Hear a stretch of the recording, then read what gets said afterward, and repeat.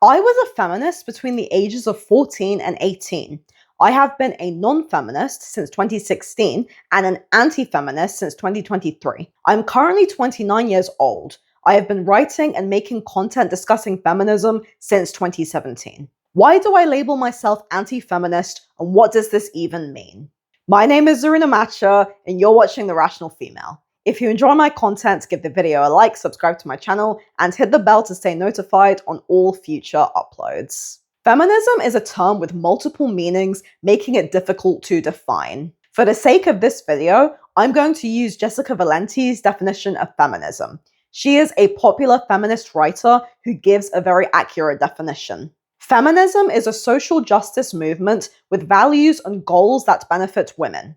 It's a structural analysis of a world that oppresses women, an ideology based on the notion that patriarchy exists and that it needs to end. The reason why this is a much better definition of feminism than the commonly cited view that feminism just means gender equality is that it provides key information about what feminists actually want and are addressing. When I identified as a feminist over a decade ago, I was very much a moderate feminist who just thought that feminism was about equal rights for men and women. I have never been a raging feminist. As I read more feminist books and spent time around feminists, I became uncomfortable and skeptical of much of what they were claiming. This led me to reject feminism in my late teens. Feminists are fundamentally addressing perceived social inequalities against women on the basis that women have been oppressed for thousands of years under a patriarchal system. Patriarchy theory is a core part of feminism. One cannot truly be a feminist without believing in patriarchy theory. My personal definition of feminism is this.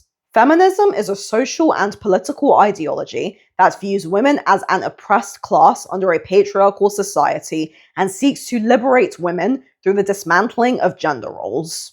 This covers two key components of feminism: patriarchy theory and the dismantling of gender roles. Feminism wants to dismantle the natural biological roles that men and women play in life because it views this as oppressive. Feminism views historical gender roles across societies as a form of female oppression. This is the underpinning of feminist theory. Female oppression, male dominance, and a patriarchal system that benefits men at the expense of women. So what do anti-feminists believe? The answer is, it depends. There is no one unified definition of anti-feminism because it's still a relatively new body of ideas. Feminist discourse has been around since arguably the 1700s, all the way back to Olympe de Gouges, but anti-feminism is quite recent. The first most important part of anti-feminism for me is that I reject the assertion that history was predominantly about men oppressing women and that societies were formed through female oppression. I reject this assertion because it doesn't make any sense. It denies male chivalry, sacrifice, and honor. It also denies female power. I think it dreadfully undermines women and women's social contributions throughout history. Does this mean that I think women have never faced any difficulties? Of course not. There have been many documented cases of historical and present injustices against women. Most anti-feminists I have conversed with on my podcast do not deny this. However, and this is the second most important part of anti-feminism for me, there have been just as many documented cases of historical and present injustices against men, which feminism largely ignores. We cannot have gender equality by only looking at the problems of one sex. Men and women do not exist apart from each other. Men and women collectively built human civilizations. Men did much of the physical labor, while women bore children, raised families, and tended to more domestic work. As societies flourished and we moved towards agriculture and farming, men and women worked together in different roles through division of labor to build sustainable societies. It is far too simplistic and reductive to say that the entirety of human history was a story of women being subjugated, oppressed, beaten up, and having no power while men ruled everything. How would societies have flourished and progressed if the people who gave birth to children were actively treated as second-class citizens? The negation of female historical power from queens and aristocrats to nuns and businesswomen is ludicrous. Once you start to ask questions, you begin to unravel the feminist lie. I have read multiple books that support feminism and multiple books that critique feminism. I have come to see the arguments against feminism as holding far more weight and credibility behind them than the arguments in favor of feminism. I have a full series on my channel on the history of feminism available in the cards or in the description box. Now, you may be asking, what about the vote? What about abortion rights? What about equal pay? All of this can be answered and addressed from a non-feminist perspective. During the feudal era in the West, nobody could vote, male or female. Modern liberal democracy only started around the Age of Enlightenment with the American and French revolutions. It was men who campaigned for democratic reform. This was initially granted to upper-class men, but over time came to include working-class men, women, and people of color. Many of the people who later campaigned against women getting voting rights were other women. They argued that it would disrupt family life and that women already held different societal roles, such as in education or in nursing. Moreover, a lot of men in America in the early 20th century did not have the right to vote, yet had to be registered for the selective service. This is something that women did not have to do. Regarding equal pay, in 1963 in the US, President Kennedy granted equal pay for equal work as part of his new frontier, encouraged by a woman named Esther Peterson. This was 3 years before the National Organization for Women was formed. In the UK, the Ford-Dagenham strikes of 1968 led to the Equal Pay Act being passed in 1970. Many of these women who campaigned for equal pay were married working-class women.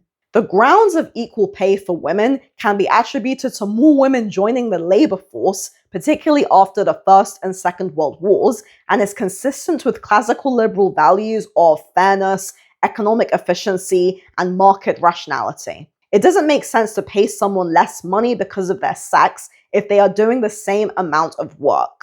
Equal pay could be seen as a positive development in women's rights, if not for the fact that contemporary feminists argue that women are still paid less than men in the West. This has been debunked by several people, including Christina Hoff Sommers. Women don't get paid less than men for doing the same job. They earn less due to working shorter hours, taking more time off, maternity leave, and doing jobs that typically pay less overall. It's illegal in most Western countries to pay women less money than men for doing the same job.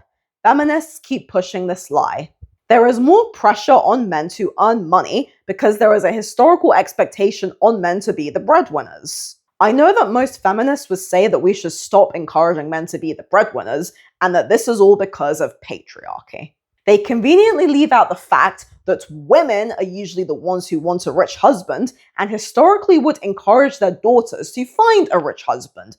This is hypergamy. Most modern women worldwide prefer men with a higher earning status because of a biological need for economic security. Marriages where the wife earns more money than the husband tend to be strained. If feminists really want to help, they can just start telling women to date poor men or stop caring altogether about how much money a guy makes.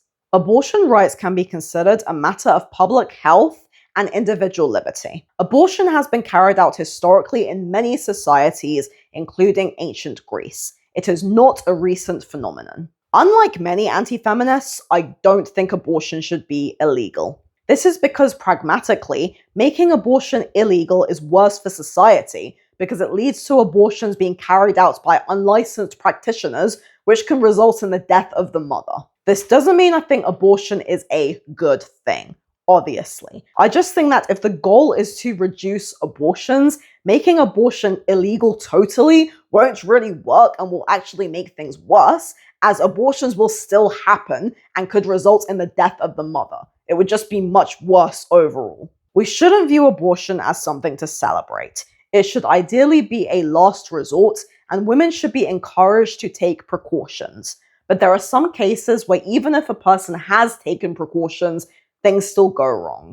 So having heard all of this, why do so many people think that anti-feminism is anti-women's rights or pro-misogyny? The answer is because the largest vocal speakers against feminism on the internet do promote misogyny. There are many, many people out there who have spoken out against feminism. Some include Cassie J, Warren Farrell, Karen Strawn, and Janice Fiamengo. None of these people are misogynists. I host a weekly podcast where I speak to different guests every week, most of whom are not feminists, and not one of these people agrees with maltreatment against women. Most people who are against feminism are against misandry, which is the institutional hatred of men that has been perpetuated by feminism. One could very easily say that being anti-feminist really means being anti-misandry.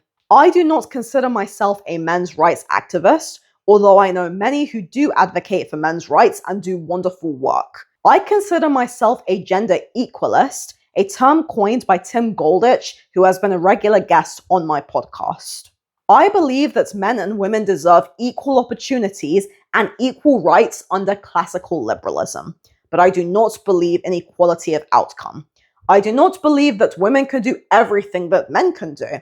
Men are usually physically stronger than women and are better suited to certain positions in society than women. Women are excellent at some things and men are excellent at other things. Individuals who choose to do things that are atypical for their gender have that right, obviously, but this should be on the grounds of their own merit. I do not think that a woman who wants to become a plumber should be stopped from doing that. But we need to stop labeling everything as sexism and start looking at common sense. We even see when examining career choices that men tend to gear more towards certain professions and women tend to gear more towards other professions. Is that sexism, or are men and women just different? 20th century inventions like birth control and kitchen appliances made life easier for women. This allowed women to tailor gender roles to our suiting because there was less time needed to be spent on domestic tasks. Gender roles are just the biological roles that men and women have evolved to play in life. They are biologically determined and socially reinforced. In the modern West, some of these are outdated because society has progressed. But in many cases, most women want a man who can physically protect them and financially provide for them. Most men want a woman who is patient, compassionate, listens to them, and handles domestic tasks like cooking, cleaning, and caring for children. I'm really not sure what is oppressive about that setup.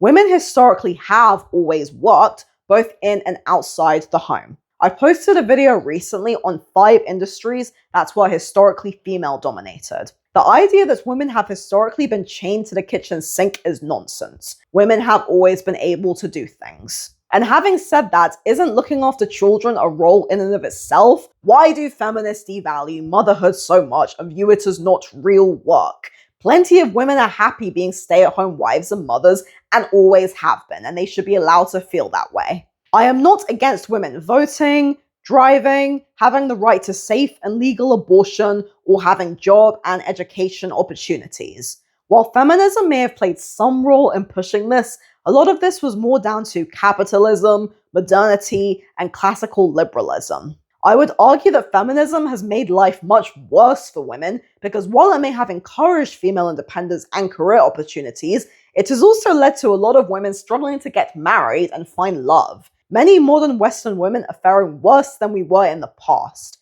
In modern Western society, divorce rates are high, birth rates are low, and there is a massive dating crisis among young men and women. So overall, I think it's fair to say that feminism has done way more societal damage than good. I have conversed with many feminists over the years. In most cases, I find that feminists are like religious zealots. Feminism is a dogmatic ideology that pushes lies and vitriol. Feminists say that they want equality, yet they don't want to work with men's rights activists. A lot of people who call themselves feminists haven't actually looked into feminist theory. They just see what people on the internet post about feminism. I think feminism is incredibly toxic, and I have no interest in being affiliated with it. I mod a subreddit called Women's Advocates, which discusses female-related topics but is strongly anti-feminist. I want to reclaim the idea of being pro-female as not necessarily being synonymous with pro-feminist. I want to discuss women's historical contributions, successful females in history, and also talk about female accountability without the claims of patriarchy theory, male gaze theory, and toxic masculinity. This is greatly needed. Do let me know your thoughts on this below. For regular essays critiquing feminism, follow my Rational Female Substack. Link is available here or in the description below. To support the channel further, consider buying me a coffee via this link. Your support really helps me out a lot.